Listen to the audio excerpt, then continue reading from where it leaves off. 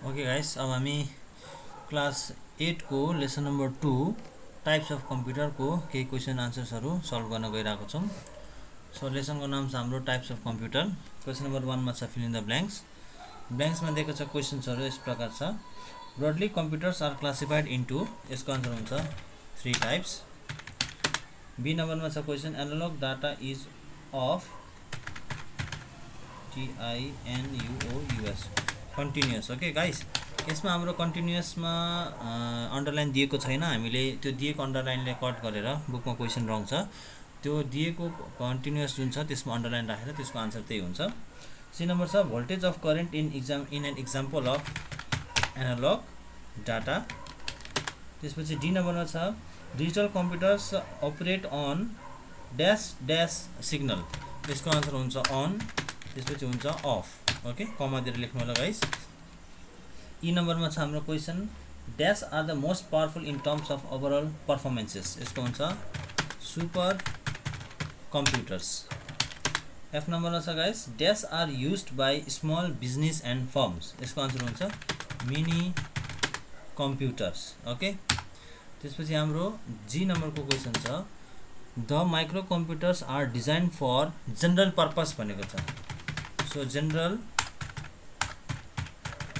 पर्पसमा हामीले के गर्ने गाइस, अन्डरलाइन गरेर यसको आन्सर जनरल पर्पस भनेर लेख्ने। ओके, अब यस नम्बरमा दिएको छ a hybrid computer is a combination of dash and dash भनेछ। सो पहिलामा एनालग हुन्छ अनि सेकेन्डमा हुन्छ हाम्रो analogue and digital computers. Okay, so यसै गरी हाम्रो 1 नम्बरको आन्सर सकिन्छ। सो अब हामी जान्छौँ क्वेसन नम्बर 2 मा। क्वेसन नम्बर 2 मा के दिएको छ true and false. So A नम्बरको आन्सर हुन्छ पहिला हाम्रो ट्रु। बुकमा दिएको छ question. Okay, hybrid computers has the speed of digital computer and memory and accuracy of analog computer, यसको आन्सर हुन्छ ट्रु। ओके, बी नम्बरमा छ tablets and smartphones are example of micro computers, yes it is also true. C नम्बरमा दिएको छ mini computers are designed for only single user, false. Okay, D नम्बरमा छ main frame computers are not as powerful as super computers, is it, yes this is also true. Okay, E number super computers are used for exploration purpose, yes true, TRU true. F number digital computers process continuous data, false. G नम्बरमा जाउँ analog computer process discrete data, false. Okay, यसै गरी हाम्रो 2 नम्बरको true फल्सको answer हाम्रो सकिन्छ। अब हामी क्वेसन नम्बर 3 मा जान्छौँ गाइस। क्वेसन नम्बर 3 मा के भनेको छ write the full form of PDA। Okay guys, PDA भनेको के हुन्छ PRSONL,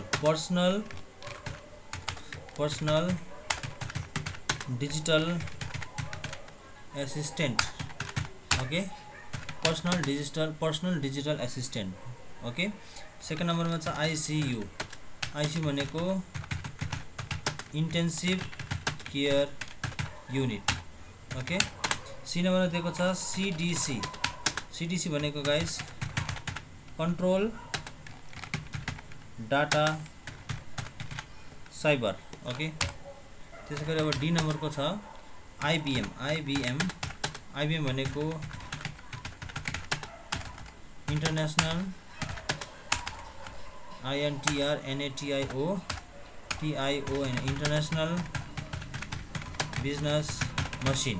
ओके, सो यसै गरी हाम्रो क्वेसन नम्बर 3 को पनि आन्सर हाम्रो सकिन्छ। अब 4 नम्बरमा दिएको छ गाइस म्याच द फलोइङ, यसको आन्सर के हुन्छ सबैभन्दा पहिला दिएको छ हामीलाई ल्यापटप कम्प्युटरको आन्सर के हुन्छ गाइस यसमा डिजिटल कम्प्युटर।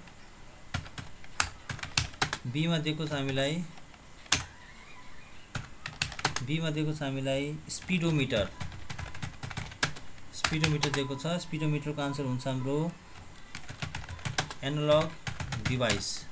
त्यसै गरी सी नम्बरमा हाम्रो दिएको छ क्वेसन CDC 6600। सी नम्बरको आन्सर हुन्छ सुपर कम्प्युटर।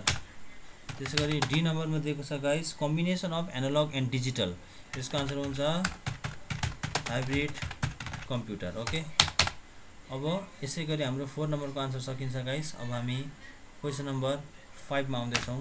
5 को ए मा 5 को मा के भनेछ question, what do you mean by analogue data, what does it include. Okay, यसको आन्सर हुन्छ the data which is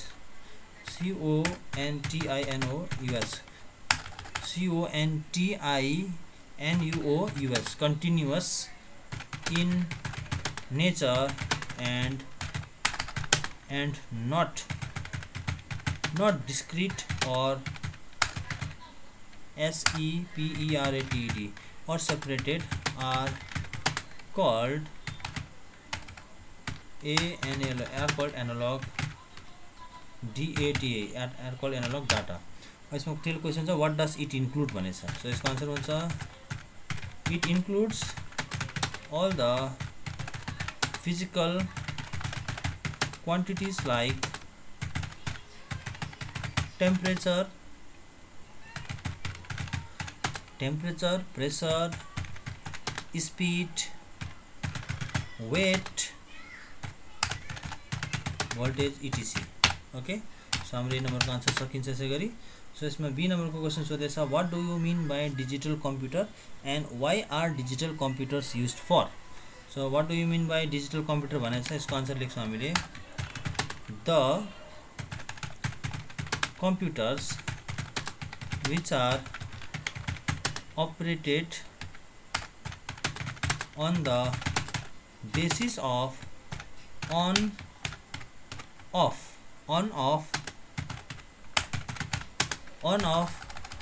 mistake भयो on off signal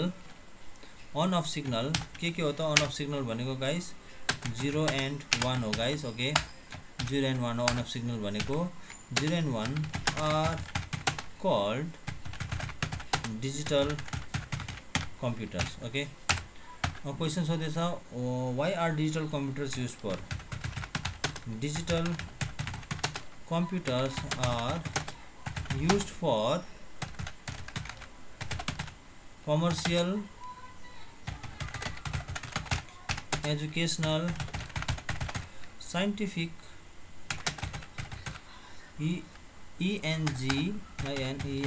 engineering etc। Okay, so हाम्रो बी नम्बरको आन्सर यसै गरी सकिन्छ। अब सी नम्बरको क्वेसनमा दिएको छ what do you mean by super computer भनेको छ and why are super computer used for. So super computer what do you mean by super computer, C नम्बरको अब हेर्ने the largest fastest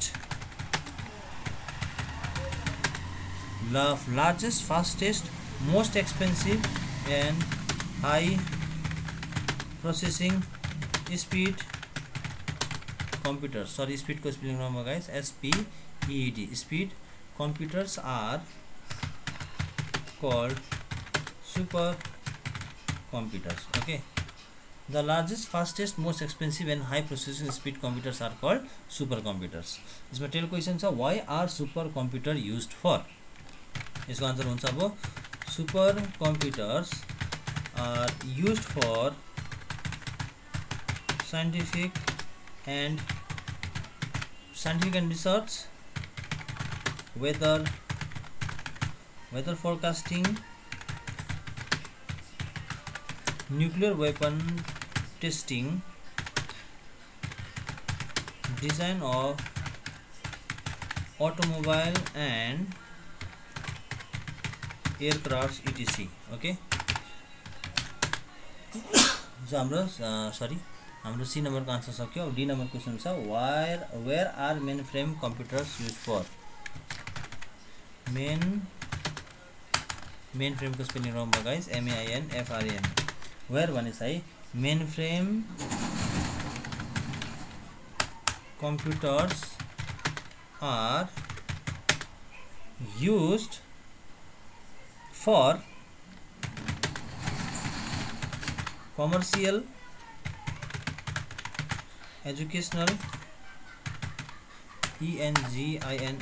engineering fields, fields fields etc। Okay, so यसै गरी D नम्बरको answer आउन सकिन्छ। Mainframe computers are used for commercial, educational, engineering fields, etc. Okay. यी नम्बरको छ where does hybrid computers hybrid computers used भनेको छ गाइस। यी नम्बरमा हेरौँ त where does hybrid computer used, यसको आन्सर हुन्छ hybrid computers are